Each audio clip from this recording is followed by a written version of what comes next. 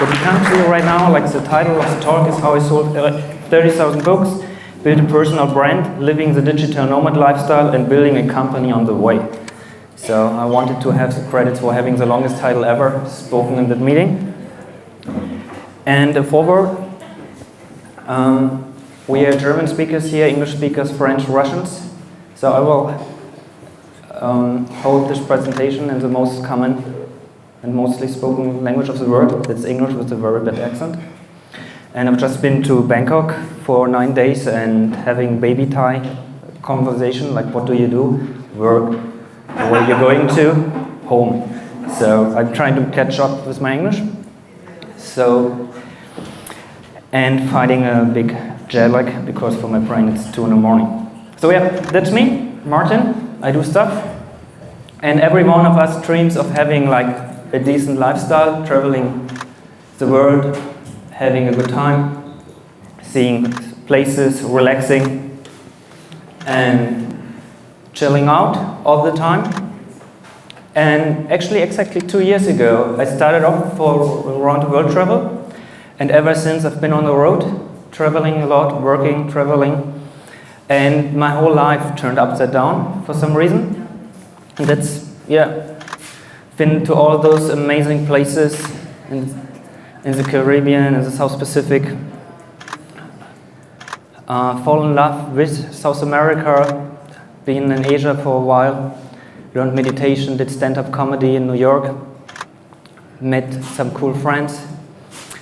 And where's all people dreaming in the beginning of having like the koala lifestyle? Like koala bears, they sleep like 21 hours a day, they're eating 3 hours or 2 hours, and then they have 1 hour of activity each day. This is actually what Tim Ferriss promised us, right? But to be honest, it's more about the balance between working and living and being on the road if you want to be on the road, and if you want to be home, you want to be home. So, what's my journey? What's my business? I studied business and economy, and I've been a gymnast. Like from the very first day, I was like 7 hours away from home. I had friends here, I had friends there. I wanted to party. I was like drawing. I was playing the piano, and I was a gymnast. I worked out like 5 days a week. We had competitions on the weekend in the league, and I was very chaotic, I had a very bad time management, and I tried to find means and resources to help myself, and they didn't exist. Like if you're a student, if you work with your head, and you read time management books, it's like, you have to delegate.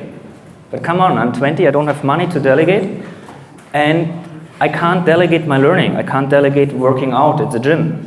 So basically, I found out there's no time management for students. And to be honest as well, I didn't know what to study. Like many people I encounter, they search for the meaning in life, for the business. But somehow you just find it. And I didn't know what to do as well, so I studied like what everyone is studying who doesn't know what they want. They study business. But I wanted to have tools in my mind for better thinking, for more motivation. So that actually was my study project, to be a better, more structured thinker. So when I finished my diploma thesis, I said, I ever dreamt of being like famous or being a writer. I never wrote like any things my studies because I didn't like that. But then, after the diploma thesis, 3 days sleeping, 3 days partying, and I sat there for 7 straight months, every morning, every afternoon, every evening, for like 10 hours a day. My back, neck hurted like crazy, and I wrote my first book. I was so proud of myself. It was so cool. I got a book done, like 250 pages. And I sold it to a publisher, like a traditional publisher, and this was fine. So it's very cool to have a book. You're kind of, cool, I'm an author. And then, no one gives a shit about you. So I had a publisher. I thought he's great. He thought as well. But there were no sales. And so I started giving lectures to market the books actually, and I found it's quite fun to teach people and to get feedback about the concepts. So I've been a lecturer, I've been a book author, and I went back to university And if you write about time management for thinkers, for students, the biggest time killers are reading and learning. So it happens that I wrote the concept while I studied at London School of Economics about reading, because sometimes we had to read a book in 2 days, or we had to read like 800 pages a week. So how did you do it? How do you survive? It's not done by normal speed reading, what Tony Buzan would tell you. You need like strategies to filter, and nowadays I teach my students within a day to read a book in an hour. And they're giving a presentation afterwards, so that's quite interesting thing. And actually, when writing this book, I was crazy. I wanted to put everything in I learned in 5 years of studying, and then I was desperate because it was so much work, it was so much text, so much content. And then my roommate said, hey, you know what? Just cut it in half. So that's what I did. I left out 50% of the content I wanted to deliver and just left it like this. And later I wrote a book, like a separate book on learning. Okay, and then I had 2 books on this. And then what happens, I've never planned to write that many books, but it just happened because I'm interested in things, and when I understand the thing, I'm going to the next. And I mean, Max called this talk on personal branding, and a very good personal branding strategy would be to find a topic, like I'm a time management expert officially in Germany, and then stick to it and write like different aspects of time management, little pieces, different variations, telling stories about. But you know what? I don't care. I don't want to be like the expert #1 in one field.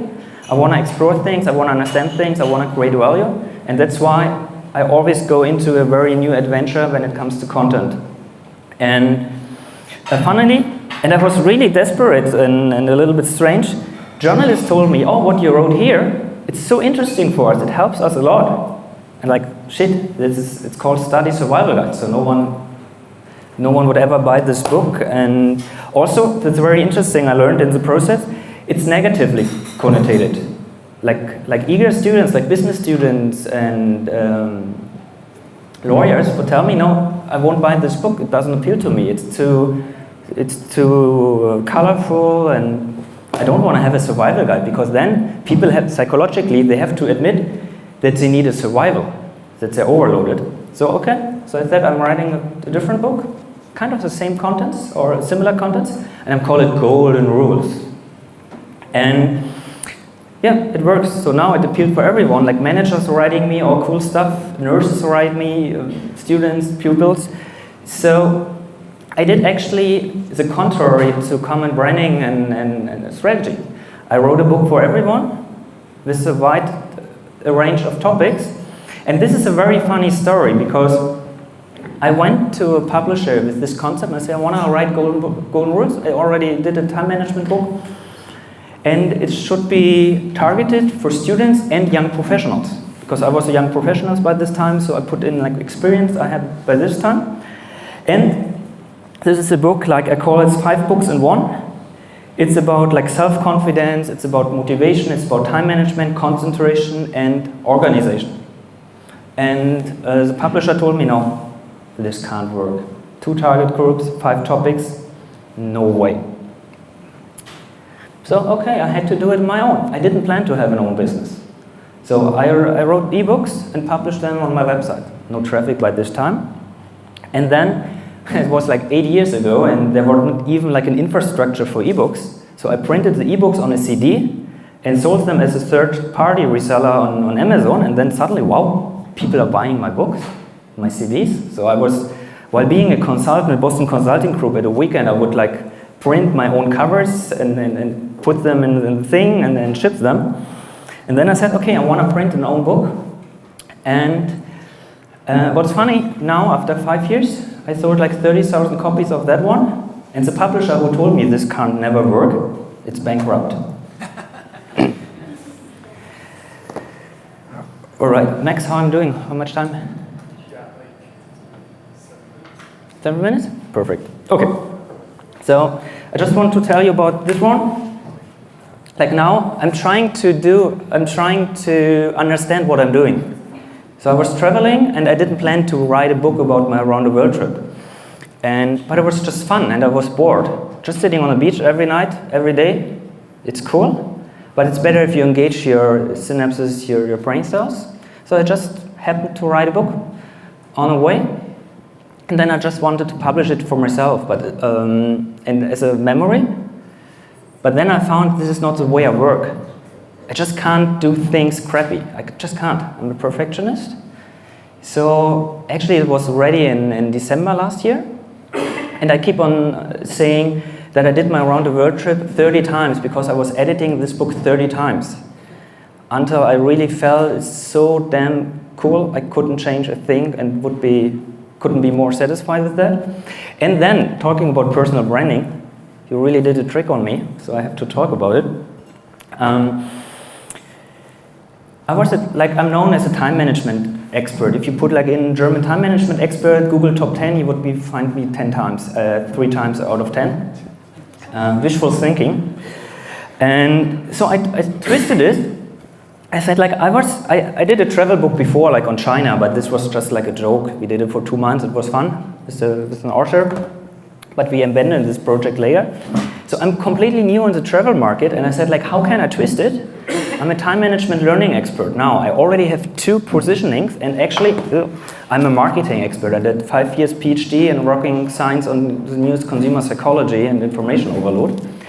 So I had the problem of having 3 expertises already, and no one will believe me. In German, we categorized. So you are the one, you're the time management, you're the motivation guy, you're the concentration guy. That's how you get into market, it helps. But it's not my brain, I can't work like this. But I twisted it, and I said in the travel book, every 20 countries I've been to, I learned something. So it's a personal development book, and I keep on saying it's an anti-time management book. So for 1 year, I didn't do any goals, I didn't do any plans, because I was teaching it for 15 years and just wanted to get away from it. So now I can sell it to my old target group, my old audience, to the journalists I already know, and have a complete new segment of travel writers and travel journalists that I can pitch to. So how did I come to sell that many books? I didn't plan it as well, but and studying marketing helps for sure, because I like really what I'm doing. I like giving value to people, but it's a motivation, it's an inner drive to think on paper. And I feel I fight it for every single copy of the 89,912 copies I sold until today. I just checked it again. It's very hard work because I don't have a big publisher behind me. I don't being pushed out in the market, and as I said, no one takes a shit. But if you talk to people, if you're giving lectures, if you put useful stuff on your website, copy after copy, people will see, oh, that's good stuff you're doing. And actually I find, because in my heart I'm a writer, I'm not writing a book to become rich or famous or to sell higher prices on lectures. There are many books in my field just written to get higher speaking engagements, speaking prices. I do it by heart, and I think you can feel it if you read it. And I feel 50% of the copies I sold is through word of mouth marketing. My readers sent me emails. I said, yeah, I've given it to my brother, to my niece, to my mother, whatever. And of course, there's an interconnection, because I have 9 books with 5 different topics. So if you understood one topic, you can have another book of my brand, so to speak, and this guy is delivering value. And this is an actual screenshot of the travel book, and you see it's all in colors. It's very I had 3 designers working for me, and I did some design myself. We spent crazy hours, but to have a travel book of 360 pages in full color, no traditional publisher would ever pay you. So and I had always a bad conscience. I thought I need a traditional publisher someday to become really successful. But now with this project, I felt, because I'm different. I can do different things, and people will notice finally. I'm pretty sure. I like this slide for some reason. Tim Ferriss in the middle. And And like the weakness of not being focused on one topic in the end became strange because Amazon don't know how to categorize myself. My learning book is time management bestseller because I put together time management expertise with learning psychology, and they rank in all different categories within the top 3. Like it's motivational bestseller, it's study books, it's communication, it's success stories. So I really like Amazon. They're doing a great job for me, just putting me in every bestseller list they can find so far. What else? The success factors. I had a lot of press coverage. I'm not happy about the press coverage actually because it's like a snail. It comes suddenly. You have to react. You have to react. Like you get a call from a journalist at 11, and if you call back at 2. They found a different idiot who did the interview. It's like an expertise. So you have to be really quick, and then you don't notice any sales. But in the end, it looks nice if you put it on your website. You've been to all media in Germany, and you've been on TV, whatever. But still, we can talk about it in the question or afterwards. A strange thing in the strategy. But I found like my website, it's really valuable. I mean, now I'm paying like a professional public relation agency, but the best things, like I've been on ZDF, I've been on RTL, I've been in Kabel 1, like all the TV stuff and major newspapers, they came to me because they found me on a website and not because I pitched my stuff to them. So this is a really important part. And like public speaking, I don't like it because I'm a digital nomad now. I don't want to have assignments in Germany. But you can do so many things. The most valuable thing for me is actually getting feedback. I will do lectures now for a new topic, a new book I develop, just to see if it helps people or not. I won't write a book and then talk about it. I will talk about it first and then starting writing the book. So I turn the process upside down, and this really works better. And then, of course, you're getting backlinks from public speaking. You can sell afterwards a few copies. People will talk about it, and you can get leads from it as well. I skip like the next things I'm going to do. We can talk about it later. But talking about personal branding, like one interesting insight maybe. I always try to be professional in doing like look serious. I was always young. I was the youngest time management author in the field for many years, so I always felt bad. I mean, I'm not even looked like 35, so I always felt bad about it. Until like people came to me and said like, oh yeah, we need you on TV because you're the guy who can speak to the young people. Wow, and now suddenly my weakness is strange again. If I stand to myself and play with that and even make it better. So the next piece of the journey is like to showing my face more. And even like, we just changed this on the website from the left side. Like there are books and this is useful information. But you didn't know that's from Martin Krengel. And now we just put the face inside, and I feel like we have 50% more leads to Amazon. Just by putting in this picture. And when I post something on Facebook, and I put a really useful link there, and it's like, I don't know, 2 likes, 3 likes, 500 views. And like last weekend I put a picture of me having a Thai massage in Bangkok on the website, and it just went crazy and had like 15 likes, whatever, on my professional website. So people connect to people, even on the internet.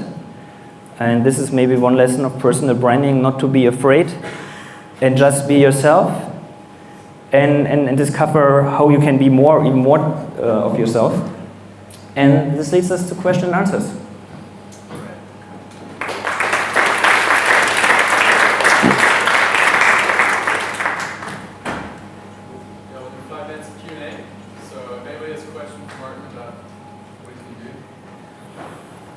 Yep. So apart from getting interviews in newspapers, how do you market your ebooks? Oh, yeah, like in the structure I had like 6 success factors. Like speaking, I did like 40 speaking engagements, lectures. The press, the website has like 20,000 visitors each month now. It has a very bad conversion yet. I'm just starting to conversion optimize. and word of mouth marketing. Like, this is what I tried to say in the story, and like showing you the pictures of this. I spent like crazy time on, like this took like a year to produce, and like 2 or 3 people. So the marketing starts before, like 12 to 15 people read it before, so I knew the shit is good. And then I get all the positive reviews, and I got people talking about it. So half of the book marketing, I feel, is spent before you actually publish a book, because it has to stand out with 80,000 published books in Germany each year, new published books. You have to stand out content-wise or in the design and the field. However, in this, I feel it's 50% of the success, really. So how do you do that before you publish the book? Like, which type of marketing do you do? You're like online, apart from speaking and PR. Like, do you do online marketing? No, not yet. That's the next thing. Yeah. Okay. Just start to make inbound marketing, mails, blah blah blah. Yeah. Yeah. Okay. Bruce. This might be a nasty question, but this seems like really, really hard work. It is. Okay, yeah, so... No, I completely understand. Like, that's what I'm saying. Like, 2 years ago, I started off living the digital nomad lifestyle and having a freaking fucking good life. Even if I fuck hell work a lot, yeah, as well. But it's what I am. I just can't stop working. It's just I started 4 books already. Yeah. Yeah. I have a question concerning, like you said, that you didn't really know which target audience you were talking because you had a little bit of everything, right? Yeah.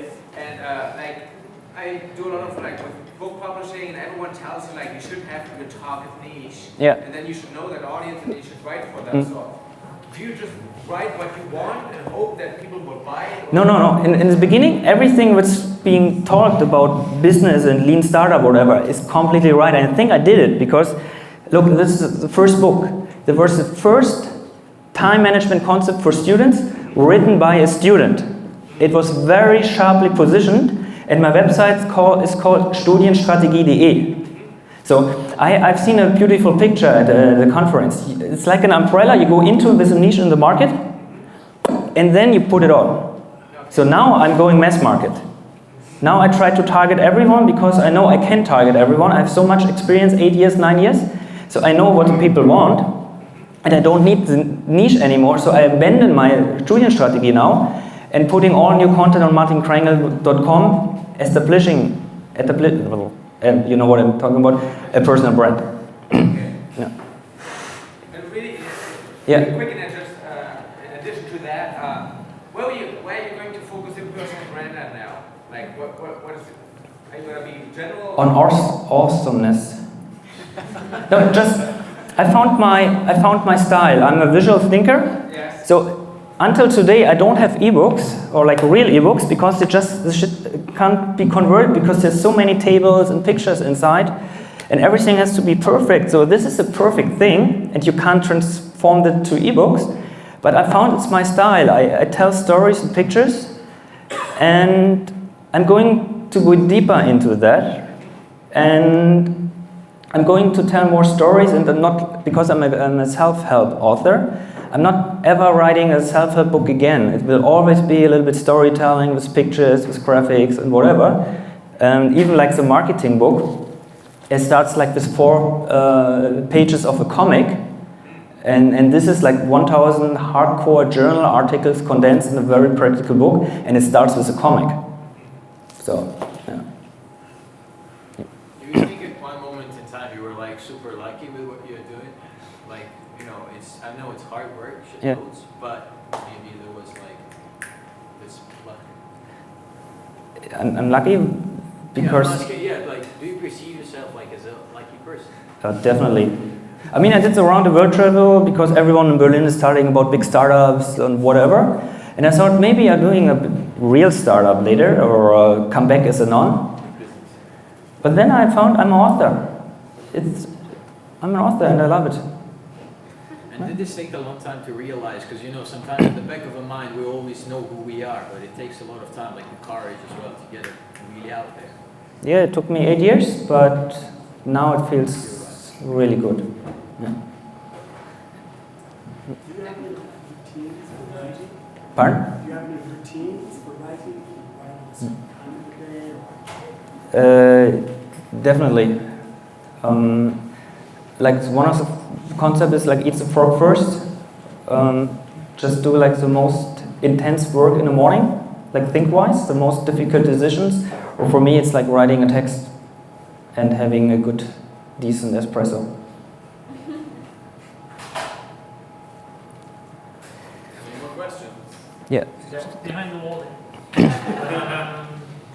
No, I wanted to ask, you're in an industry where personal branding is a really good asset to sell books, because you can relate to the author, such as you. And this question is maybe more about personal branding in general. How much do you have to force your nature if you're not so keen on being outgoing or on using, in general, personal branding? And that's a bit stupid because obviously you're there. I would say you're in the wrong business, but you're not, because I know a lot of authors, and I would say like 80% of authors are introverted. That's why they express their feelings on writing and not on parties. And through the internet and having blogs, whatever, you don't need to be an extrovert to market, but it definitely helps.